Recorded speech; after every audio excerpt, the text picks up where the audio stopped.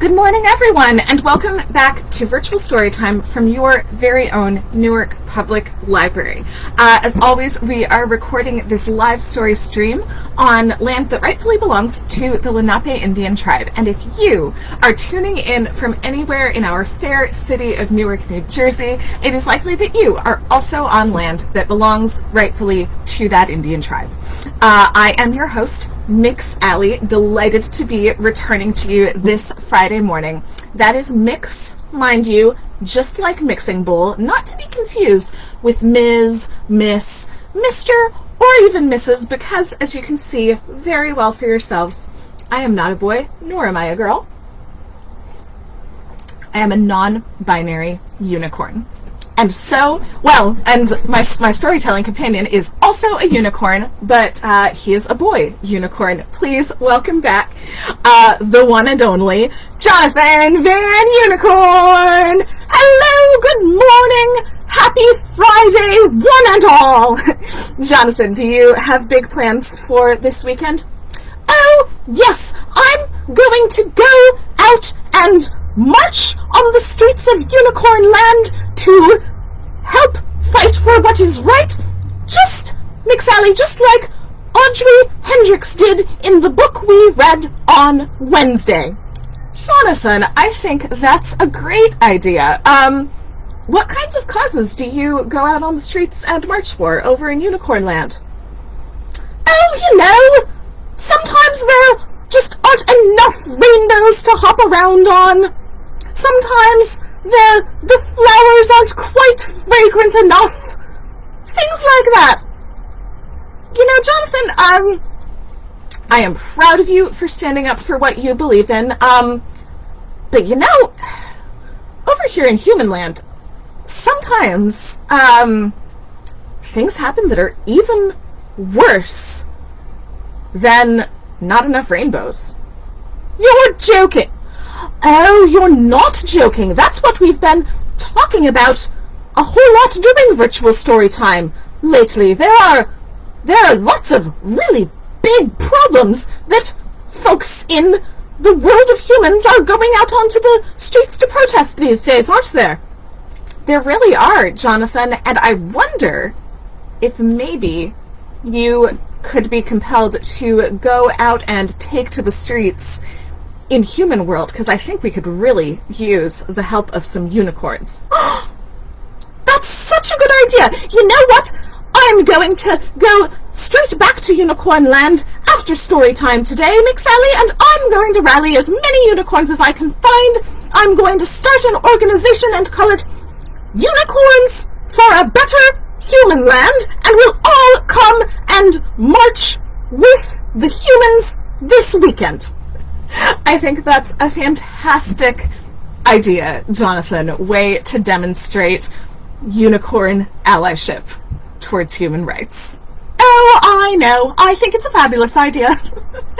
All right. Well, Jonathan, we've been talking a lot in the past couple of weeks about LGBTQ plus Pride Month.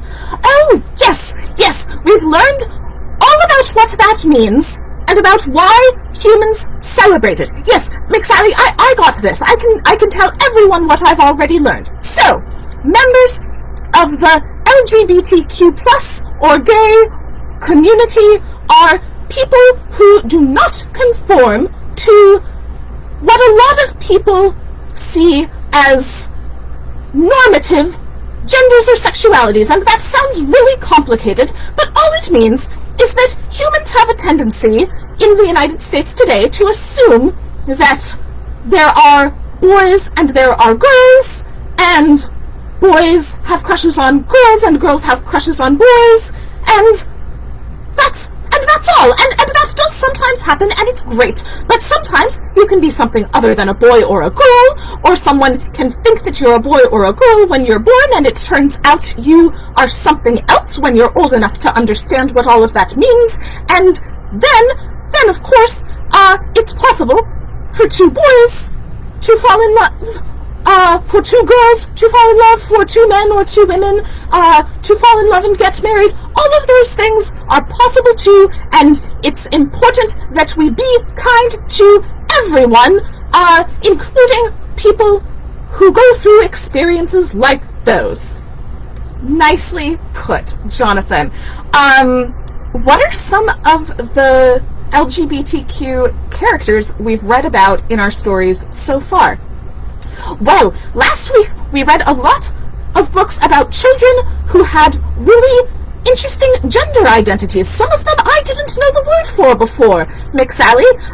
And then this week we've been reading about families where there are 2 moms or 2 dads. That's right, we read 2 stories like that on Monday, and today we have one more. And I really like this one, Jonathan. I've got to admit, though. Yes, well, even though it relates to issues that we face in the human world, yes, it's not directly about humans. Is it about unicorns? No, not quite. It's about penguins. Oh, I love penguins.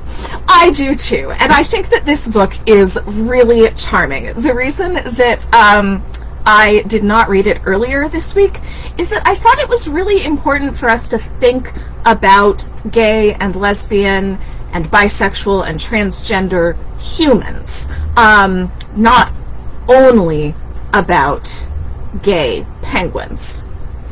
Yes, that makes a lot of sense, because if you've got this weird problem where humans aren't always fair to members of the LGBTQ plus community, it's important that all of you see other humans who are members of that community. Yes, I understand, but you know what, McSally? Penguins are fabulous.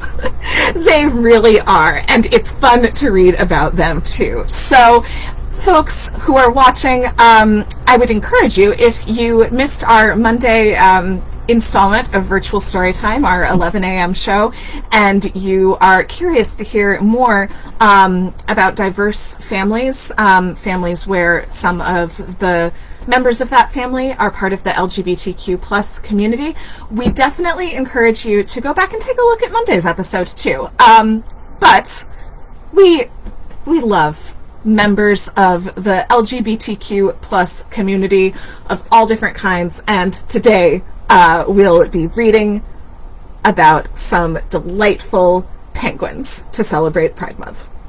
Marvelous! All right, McSally, just one thing before you start reading this story. Go for it, Jonathan. We've got to do some anti-anxiety exercises. That's right. Thank you for reminding me. Something else we've been talking about a lot lately is what you can do if you feel anxious, which is another way of saying worried or afraid. There are a lot of ways that you can react when you start to feel anxious to help yourself feel brave and calm and ready to face whatever comes your way. Yes, and it's important to feel that way when you listen to a story, otherwise how are you going to enjoy it? And everyone deserves to enjoy and learn from stories. Couldn't have said it better myself, Jonathan. All right, well, do you want to lead us in one of our 4 anti-anxiety actions? We've got, let's see, we've got breathe in and out. We've got ground yourself in your body. We've got scan for safety, and ooh, there's one more. Use your 5 senses. That's right. That's the 4th one. So which one should we do today? Oh, let's just do some simple breathing in and out. All right, everyone, I'm going to lead us. We'll take 5 deep breaths. Here's the first one. All right, number 1, breathe in. Hold that breath for about 4 seconds. And then let it out. If you want, you can put your hand on your tummy and really feel yourself, imagine yourself blowing up like a balloon and then, deflating back down. All right, here we go. 4 more. 1 or 2.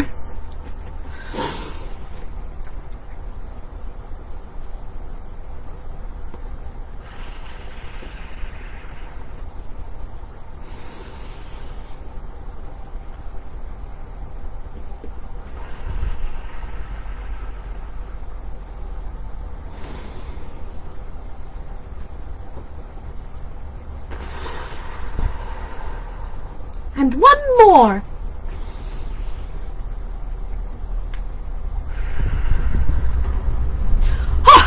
That's better, McSally. I feel ready for a story now.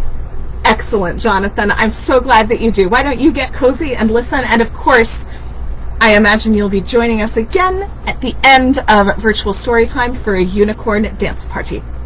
Oh, of course, I would never leave you alone when you require my dancing. All right. Well, now that Jonathan and hopefully everyone else is ready to calmly, with zero anxiety, listen to a story, or even just with maybe some anxiety, but anxiety that is not threatening to stop you from enjoying a story, we are going to read And Tango Makes Three. Whoops. Here we go. So this is And Tango Makes Three by Justin Richardson and Peter Parnell. It's illustrated by Henry Cole. And it is about two penguins and their little baby penguin, Tango, who makes three penguins.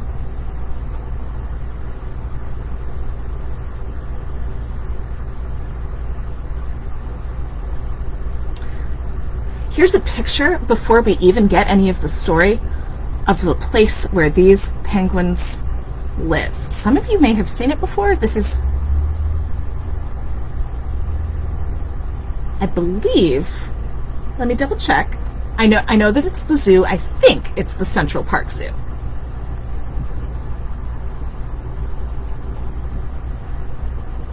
That is right. Okay. Any adults watching who are familiar with the show Parks and Recreation might understand the weird train that my brain went on that made me not sure whether this story took place in New York City. For a moment, I was like, what about the penguins in Pawnee, Indiana? But that's a whole other thing. In the middle of New York City, there is a great big park called Central Park. Children love to play there. It has a toy boat pond where they can sail their boats. It has a carousel to ride on in the summer and an ice rink to skate on in the winter.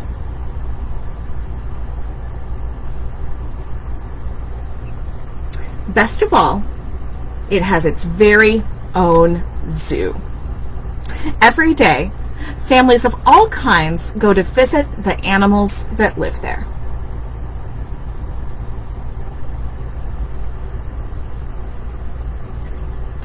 But children and their parents aren't the only families at the zoo. The animals make families of their own. There are red panda bear families with mothers and fathers and furry red panda bear cubs. There are monkey dads and monkey moms raising noisy monkey babies. There are toad families and toucan families and cotton top tamarin families too. Ah, look at all those animal families. Do you have a favorite animal to see at the zoo? Mine are the red pandas right over there.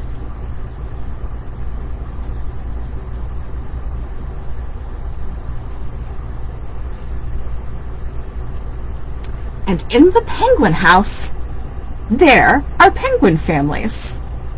Oh, look how much fun they're having. Swimming in the water, playing on the rocks.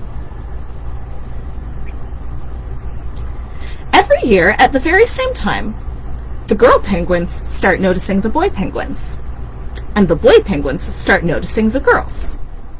When the right girl and the right boy find each other, they become a couple.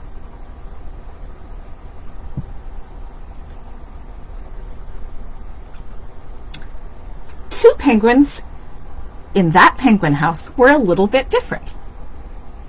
One was named Roy, and the other was named Silo. Roy and Silo were both boys, but they did everything together. They bowed to each other and walked together. They sang to each other and they swam together.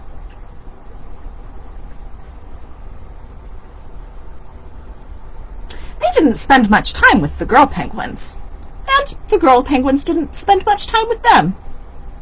Instead, Roy and Silo wound their necks around each other. Their keeper, Mr. Gramsci, noticed the two penguins and thought to himself, "They must be in love." Roy and Silo watched how the other penguins made a home. So they built a nest of stones just for themselves. Every night, Roy and Silo slept there together, just like the other penguin couples.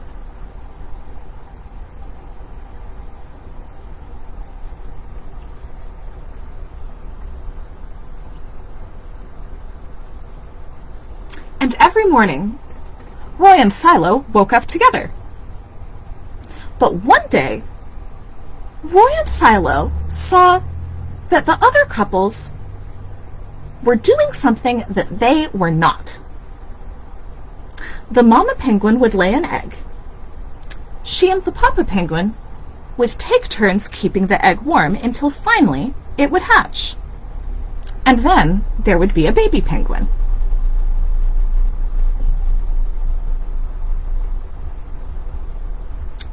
Roy and Silo had no egg to sit on and keep warm,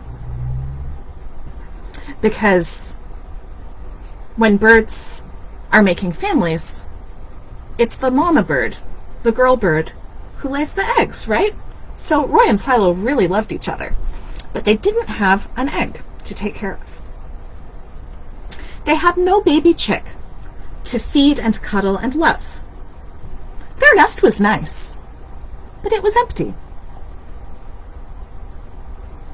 One day, Roy found something that looked like what the other penguins were hatching, and he brought it to their nest.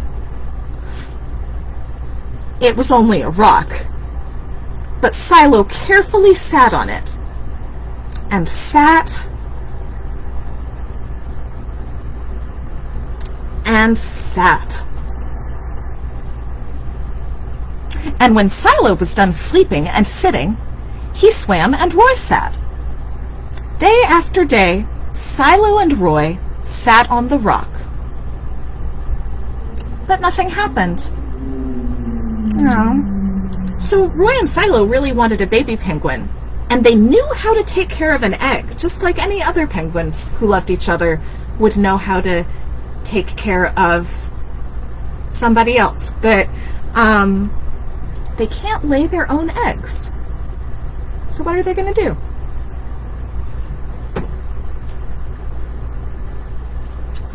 Then Mr. Gramsci got an idea.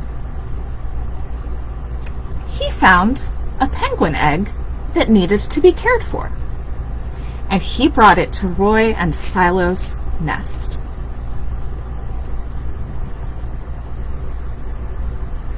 Roy and Silo knew just what to do. They moved the egg to the center of their nest. Every day they turned it so that every side stayed warm. Some days Roy sat while Silo went for food, and other days it was Silo's turn to take care of their egg. They sat in the morning and they sat at night. They sat through lunchtime and swim time and supper. They sat at the beginning of the month, and they sat at the end of the month, and they sat all the days in between. Until one day, they heard a sound coming from the egg. Peep, peep, peep, peep, it said. Roy and Silo called back, "Squawk, squawk!" "Peep, peep," answered the egg. Suddenly, a tiny little hole appeared in the eggshell. And then, what's happening?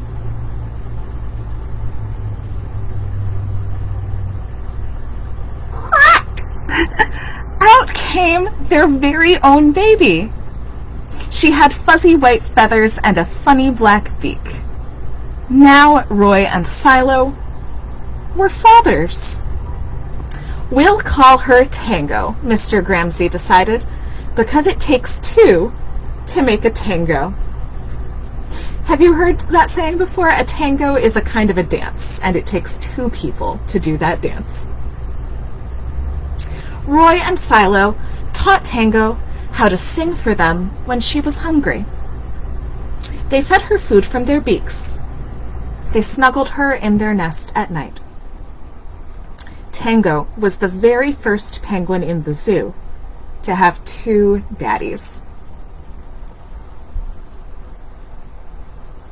Soon, Tango grew strong enough to leave the nest. Roy and Silo took her for a swim, just like all the other penguin families. And all the children who came to the zoo could see Tango and her two fathers playing in the penguin house with the other penguins. Hooray, Roy! Hooray, Silo! Welcome, Tango! They cheered.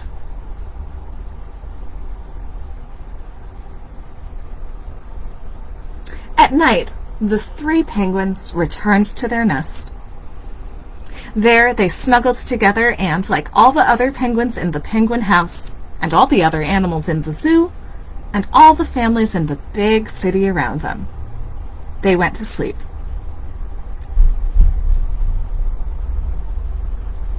And that is the end of the story, but here is a little note about where this story came from. All of the events in this story are true. Roy and Silo are called chinstrap penguins because of the delicate line of black feathers that loops under their beaks as if to hold a hat in place. After years of living side by side in the Central Park Zoo, Roy and Silo discovered each other in 1998, and they have been a couple ever since. Tango, their only chick, was born from an egg laid by another penguin couple named Betty and Porky. That couple had often hatched their own eggs, but they had never been able to care for more than one at a time. So in 2000, when Betty laid 2 fertile eggs, Rob Gramsci decided to give Roy, Silo, and one of those eggs a chance to become a family. If you go to the Central Park Zoo, you can still see Tango and her parents splashing about in the penguin house, along with their friends, including Nipper, Squawk, Charlie, Wasabi, and Pee-wee. There are 42 chinstrap penguins in the Central Park Zoo and over 10 million in the world. But there is only one Tango. And that's the end. So, just like any other parents, Roy and Silo were able to love Tango just like they loved each other. In the other books we read this week about families with 2 mommies or 2 daddies, other kids had a lot of questions for the kids who had 2 mommies or 2 daddies about what their 2 mommies or their 2 daddies did. Like, who takes care of you when it's time to get ready for bed, who makes you pancakes in the morning, who does everything in your family. And it always turned out that there was something for everyone to do, and that those families were a lot like other families. And that is true for Roy and Silo and Tango as well. Just like any other penguin family, Roy and Silo took care of Tango while she was just an egg. They taught her how to swim. They taught her how to ask for food. Did everything that any other good dads would do. If you have more questions about how either humans or penguins find a way to have their own kids when two men or two women fall in love. Please feel free to comment with your questions. Jonathan Van Unicorn and I would be happy to address them as best we can. And also, next Monday in the afternoon, we are going to be starting a new chapter book, which is about a family with two mommies and two daddies, and a lot of different kids who those two mommies and two daddies have brought into their family to take care of. It's a really, really good story, and I'm excited to read it to you, and it'll also help you learn more if you're curious about what a family with two mommies or two daddies could look like. But for now, it is time for us to break with a unicorn dance party. Thank you so much for tuning into Virtual Storytime from the Newark Public Library. Before we start that new chapter book on Monday, we need to finish the story of Peter Pan, and we will be doing that at 2 p.m. this afternoon. So come right back if you want to see how the story of Peter Pan turns out. Jonathan Van Unicorn and I are here every Monday through Friday at 11 a.m. and again at 2 p.m. So you can join us for more virtual story time twice a day. And we also have virtual bedtime stories Mondays at 7 p.m. So come back and see us again soon. In the meantime, let's rock out to one of our favorite songs. Get on your feet and get ready to dance with us.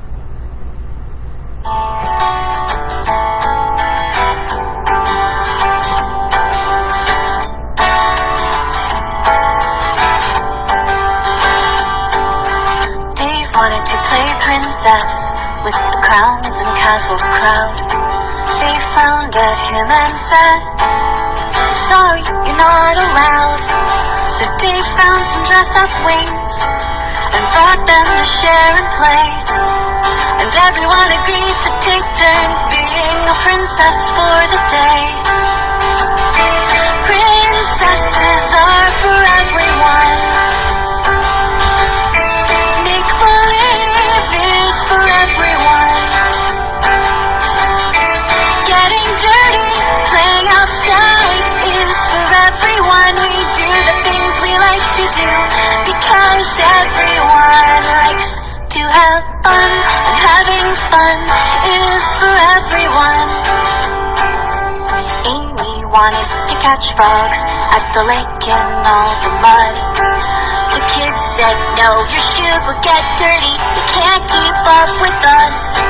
So she reached into her backpack and pulled her rain boots on her feet.